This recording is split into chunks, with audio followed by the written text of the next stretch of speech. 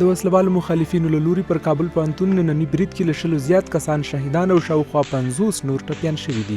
د کورنیو چارو وزارت وایي وسلوال برید کوونکي نن سهار د کابل پوهنتون پر جنوبي او شمالي دروازو ننوتل او د پوهنتون دننه جګړه پیل کړه چې برید څو ساعته دوام وکړ. د برید د پیل پر مهال سلګونه محصلین او د پوهنتون کارکوونکي په بد وضعیت کې د برید څخه د ځان ژغورلو په موخه د پوهنتون پر دیوالونو واوښتل چې یو شمېر کسان یې ټپیان هم شول.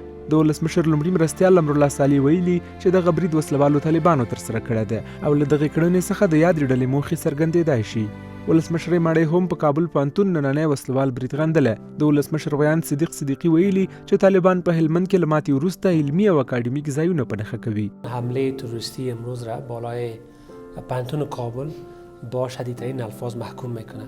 این حمله تروریستی بالای جوانای ما، بالای مردم ما و بالای یک افغانستان است که باور به آزادی داره، باور به انکشاف و باور به یک آینده روشن داره. د چارو یو شمېر کارپوهان وایي د دولت وسلوال مخالفین تل د علم، پوهې او آبادۍ بنسټونه په نښه کوي او غواړي چې له دې لارې د افغانانو د پرمختګ مخه ونیسي.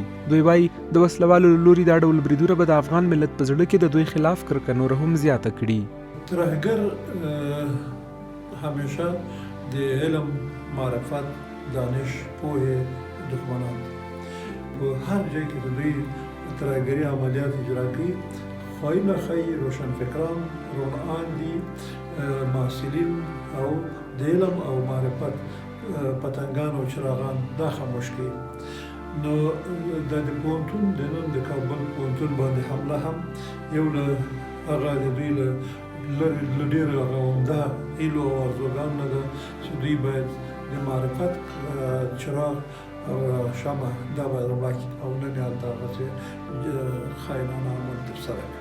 په ټولنیزو رسنیو کې عامو افغانانو د یاد برید د غندلو ترڅنګ لیکلي په علمي مراکزو بریدونه د ترهګرو یو پرېوتی حرکت دی چې د ټولو انساني، اسلامي او افغاني اصولو خلاف یې ترسره کوي. د ویلو ده چې څو ورځې مخکې هم وسلوالو بریدګرو د کابل ښار په دشت برچي سیمه کې د زده کړو په یو مرکز ځانمرګی برید وکړ چې په ترڅ کې یو شمېر زده کوونکي شهیدان او ګڼ شمېر نور ټپیان شول.